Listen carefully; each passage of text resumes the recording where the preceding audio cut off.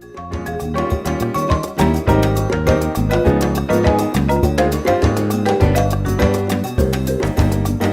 helps create a new and sustainable success that will allow individuals the balance of time, money, and energy they desire to do more of the things they want. Rich is a father, a husband, and mostly lifelong resident of West Michigan, a former corporate of America employee turned entrepreneur. He's a realtor, an eternal optimist, high energy, sometimes goofy, sales and success coach, and aspiring online marketer, speaker, and outdoor enthusiast, spiritually inclined, and ready to be of service. He has passion about life. Rich Logan. And I am somebody that lives my life to the absolute fullest. I am excited to be here. I'm excited every morning. My wife hates this, by the way. Every morning I wake up, alarm clock 5:30. I jump out of bed, I put my feet on the ground and say, woohoo! God gave me another day. What is more, and how do we get more, and how do we make 2012 different than 2011? I'm going to challenge each and every one of you, as the runner that I am, to say you all have 60% more left in your tank at the end of the day than you really think you do. You may be tired. I'm going to challenge you and say I think you have more left in your tanks. Focus. What do you want? What do you want out of your life? What do you want out of your career? And how do you go get it? So we're going to talk about that. You mean there's another area of my life besides selling houses? I'm supposed to go from 5:30 in the morning to 8 o'clock at night, looking for the next sale, looking for the next client, wondering where they're going to come from, worrying about whether they're going to be there, wondering whether the mortgage guy's going to keep me up on this and I'm going to get this sale closed. And oh my gosh, I forgot to call 13 people about the short sales that I'm doing in the foreclosures. Oh, what's going on? I got to keep up on this lawsuit, and where are all the foreclosures nowadays? Steve Jobs, anybody heard of him? Oh, the dude rocks.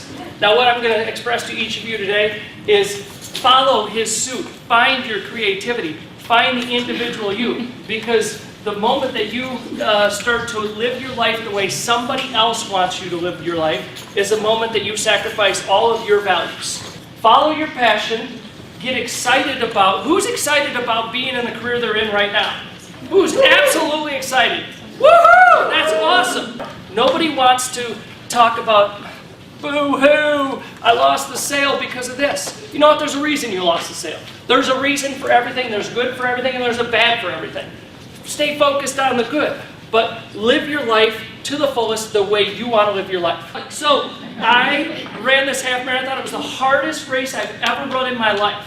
I signed up for it because the guy next to me, his name is Michael Grant, and Michael, he is an inspiration to me. You'd say, what? Rich, you're so motivated, you're so high energy, how can anybody be an inspiration? He didn't do anything other than change what he put in his mouth, change what put in his mind, and started running, one foot in front of the other.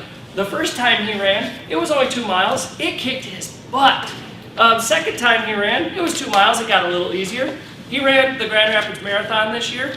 He cheated. If you go ask him, he cheated. He almost beat me at this half marathon. So I'm cruising along. He says, Rich, I know you're faster than me, so I tell you what, when you want to go, you go. So I start off slow, and we're hanging out, and we're talking, and yeah, this is a hilly course. This kind of sucks. And we're just talking back and forth. I said, Michael, I got to go. This is a 10-minute pace, and I'm used to running like a 7.5 or 8-minute pace. All right, see you later, Rich. Woohoo! We woohoo each other, and we're off and running. And so there I am running. And I'm not kidding. This is the hardest course. I twisted an ankle. I went through briars. I got cuts all over my thigh and my ankle. I have a sprained ankle. And I get to a point where I'm running with this young guy that had similar troubles to me. And we're to mile 12 and a half. And all of a sudden I look in front of me and there's Michael. I'm thinking, what the hell just happened here? I'm like, is that you, Michael? Woohoo! He screams back, Rich, what are you doing back there? I don't know how, but it's a trail course. We got lost. We were living our life to the fullest. I met 18 new friends that day just by running and saying, woohoo, it's kicking my butt, is it kicking your butt? Yeah! It was the hardest thing I've done in a long time. But you know what? I was passing people that were sitting on a couch. I was passing people that were sitting on a couch. I was having an adventure. I was sharing it with people. I had people share it with me. And the bottom line is, live your life to the fullest. Don't play second fiddle to anything. Don't let your light go out. Let your light shine.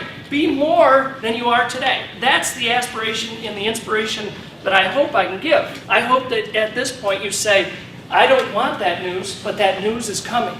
So today, tomorrow, the next day, what's important to me? Anybody got stuff that's really, really important, more important than selling houses? Yeah, everybody's got it. So I'm not here, okay, Women's Council of Realtors, Rich is here saying, forget about all the house selling, let's go live, let's go have fun, let's party like rock stars, woohoo! I'm not saying that. I'm saying that we have to have a plan. We have to have an awareness about this. I will give a quick testimony. I did Rich's goal setting teleseminar, webinar, whatever. It was a week before, 2 weeks before Christmas. December 20th. Yeah, thank you. It was just a week before vacation, and it was fantastic because he did a reflection of time to reflect back, thinking about what's important, and then categorizing everything. And I think that's what makes it so doable. So I don't look at my task list as like overwhelming and out of control. He really does take you through a systematic approach to put it all together and on paper. And I know I did this for the first time similar, not quite as defined as what he mapped out, but I did this a few years ago, and then I paired it with masterminding with a small group. And I would encourage, if you are going to do the seminar with him, to get a few people that you know, like, and really, really trust together. People that are like-minded, that can lovingly encourage you towards those goals, and then share those, like a group of 3 or 4 people, probably at the most, and then hold each other accountable once a month and maybe do brainstorming if you're having trouble getting to that goal. It's just something that I did a few years ago, and that's how Be Inspired and some of the other good things in my life started. So I encourage all of you to maybe follow that and make this year your best year ever. So I want to thank Rich one time again.